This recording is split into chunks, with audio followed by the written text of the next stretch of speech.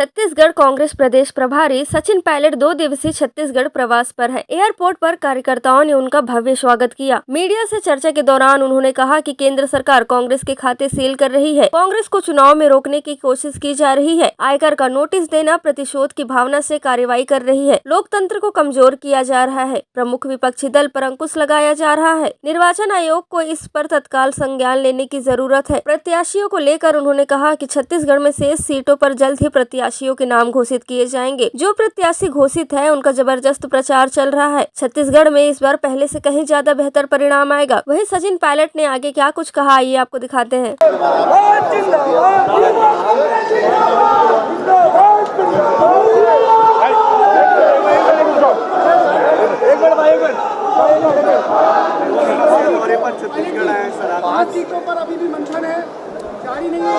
आप सभी जानते हैं कि देश में आम चुनाव घोषित हो चुके हैं और जिस प्रकार भारत सरकार कार्रवाई कर रही है, प्रमुख विपक्षी दल कांग्रेस पार्टी है और हमारी पार्टी के साथ जिस तरह का बर्ताव केंद्र सरकार का हो रहा है वो अब तक जाहिर हो चुका है।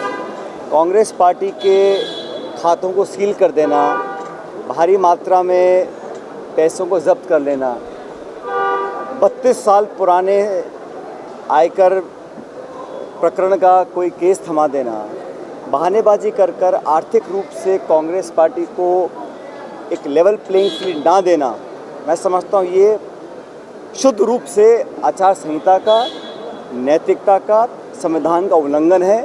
और मैं आग्रह करूँगा निर्वाचन आयोग से कि इस प्रकार की सरकार की जो कार्रवाई है उस पर अंकुश लगाए, क्योंकि देश में सबसे बड़ा पर्व लोकतंत्र का चुनाव होता है। चुनाव के समय कांग्रेस के, एआईसीसी के खातों को, एनएसयूआई के, यूथ कांग्रेस के खातों को सील कर देना और प्रतिशोध की भावना से काम करना लोकतंत्र को कमज़ोर करने के बराबर है। और मैं जानता हूँ पूरा देश देख रहा है इस बात को कि कांग्रेस पार्टी अपनी भूमिका निभा रही है। 10 साल से हम विपक्ष की जिम्मेदारी निभा रहे हैं और आज जब चुनाव का समय आया तब जानबूझकर बदले की भावना से विपक्ष को, कांग्रेस को कमज़ोर करने की दृष्टिकोण से और इस देश में, हमारे गणतंत्र में जो लोकतंत्र इतनी मजबूत हमारी जड़ें हैं उसको कमज़ोर करने का काम केंद्र की सरकार कर रही है। और निर्वाचन आयोग जो कि एक निष्पक्ष संवैधानिक संस्था है, उसकी जिम्मेदारी बनती है कि इस प्रकार की कार्रवाई को रोका जाए, क्योंकि अगर ऐसे काम होगा तो चुनाव खुला और स्वतंत्र कैसे हो पाएगा।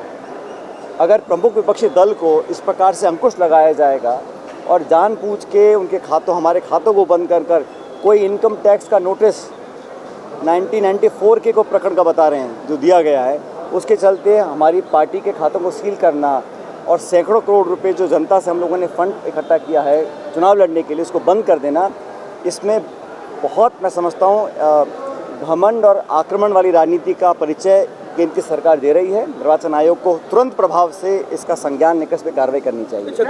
जहाँ तक छत्तीसगढ़ की बात है, हमारी पार्टी ने उम्मीदवार कुछ घोषित किए हैं, चंद सीटों पे घोषणा बाकी है, लेकिन मंथन, चर्चा, संवाद सीईसी का हो चुका है और बहुत जल्द जो बचे नाम हैं उसकी घोषणा कांग्रेस पार्टी दिल्ली से करेगी। मैं मानता हूं कि छत्तीसगढ़ में जो अब तक हमने घोषित उम्मीदवार किए हैं उनका प्रचार बहुत बढ़िया चल रहा है।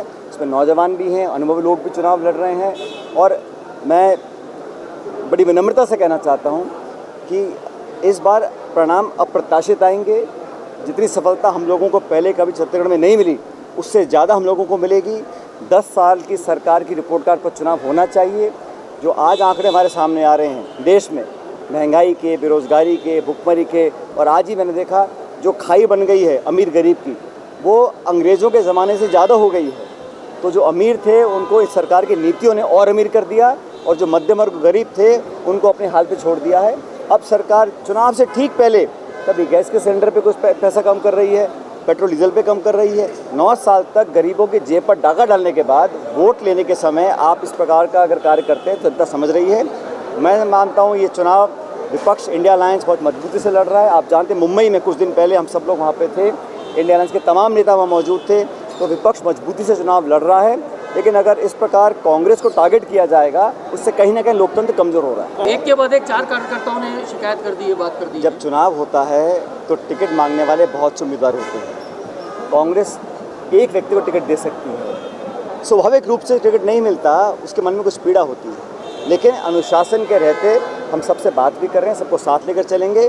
लेकिन आप इस बात से सुनिश्चित रहिएगा, कांग्रेस पार्टी पूरी ताकत के साथ मजबूती से चुनाव लड़ रही है।